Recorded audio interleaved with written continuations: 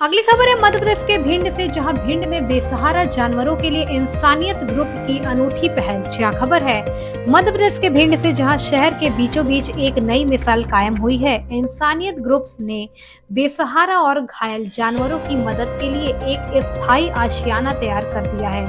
यह पहल उन बेजुबानों के लिए राहत बनी है जिसे अक्सर सड़कों पर घायल, भूखा प्यासा छोड़ दिया जाता है। इंसानियत ग्रुप के सदस्यों का कहना है, हमने जब सड़कों पर इन जानवरों की हालत देखी तो मन विचलित हो गया और तभी तय किया कि जब इनके एक सुरक्षित स्थान नहीं बनाते तब तक चैन की नींद नहीं लेंगे। जन सहयोग से तैयार हुआ आशियाना, यह आशियाना शहरवासियों और सेवाभावी लोगों के सहयोग से तैयार किया गया है। अब यह स्थान घायल और बेसहारा जानवरों के लिए एक सुरक्षित पनाहगाह बन गया है, जहां उनकी देखरेख और इलाज की व्यवस्था की जा रही है। देखिए मध्य प्रदेश से राजेश शिवहरे की रिपोर्ट।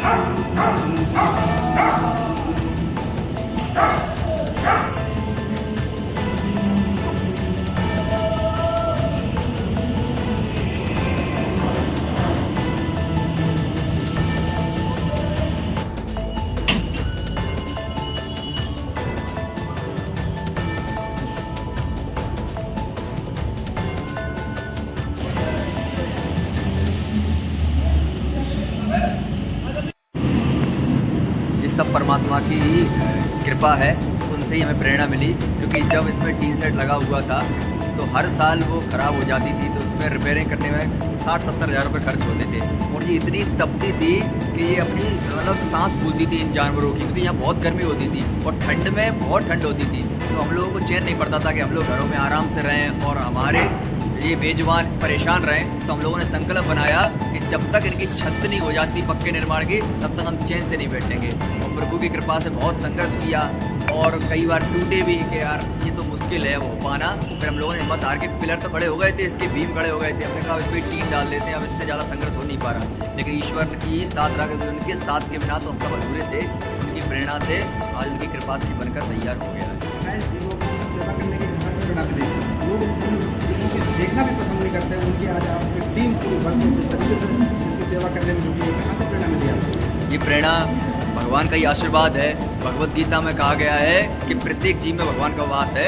अगर तुम दूसरों की पीड़ा समझोगे, कर्म ही को ही पूजा बना लोगे, वही सबसे बड़ी पूजा है। तो हमें जो भी दुखी दिखता था हम उसकी मदद करते थे। सबसे पहले एक अपाहिज जानवर मिला हमें जिसकी रीढ़ की हड्डी टूटी हुई थी, तो उसको ले जाकर हमने ग्वालियर इलाज कराया।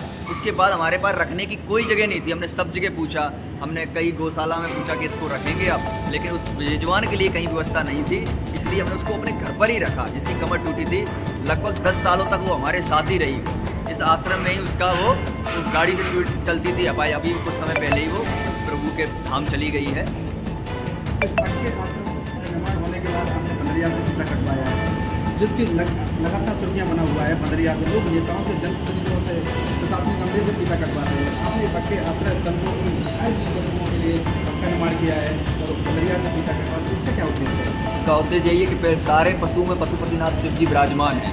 ये रोमा नाम की बंदरिया में 3-4 महीने पहले घायल अवस्था में मिली थी लाहौर चुंगी पर। जब इसका हम रेस्क्यू करने पहुँचे तो ये अधमरी हालत में पड़ी हुई थी, इसका बचना नामुमकिन था। फिर हम इसको लेकर आए तो इसका इलाज भी कराया, लेकिन तब भी ये बचपना बिल्कुल खाती पीती नहीं थी। लेकिन इसको परिवार की तरह प्रेम मिला, फिर ये एकदम स्वस्थ होने लगे। पूर्ण रूप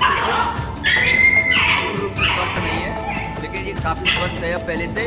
हमने कहा कि जिनके लिए आश्रम है, जिनकी प्रेरणा से ये सब कुछ हुआ है, तो इसका फीता उन्हीं के शुभारंभ से करना चाहिए, क्योंकि बजरंगबली के ही रूप है, ये सब कुछ उनके हाथों ही होगा, तो ये सब कुछ शुभ ही होगा। अभी अपनी टीम में कितने लोगों का सहयोग मिल रहा है? यहाँ प्रतिदिन 70 से 80 लोग सेवा करने आते हैं, निस्वार्थ सेवा करने आते हैं यहाँ पर। अभी अपने पास कितने जानवर मतलब उपस्थित हैं? यहाँ पे लगभग 97 कुत्ते हैं और 6-7 बिल्लियाँ हैं और कबूतर हैं 15 से 20, और अलग अलग प्रजाति के कबूतर अलग हैं, और खरगोश भी हैं और बतख भी है और गिलहरी भी है। यहाँ हर प्रकार के जानवर आते हैं। आप देशवासियों को क्या संदेश देना चाहेंगे? जी, आप देशवासियों के लिए क्या संदेश है आपके माध्यम से? हमारे माध्यम से यही संदेश है कि सबसे बड़ा धर्म दया और करुणा है। जब किसी दूसरे को दुखी देखे तो उसकी मदद अवश्य करें। आजकल लोग इतने व्यस्त हो गए हैं, बस खाया पिया सो गए, बस नौकरी, सुबह निकल गए 9 बजे, रात्रि तक जॉब की, उसके बाद अपने परिवार के साथ समय व्यतीत किया और सो गए। क्या ये जीवन साकार होगा इससे?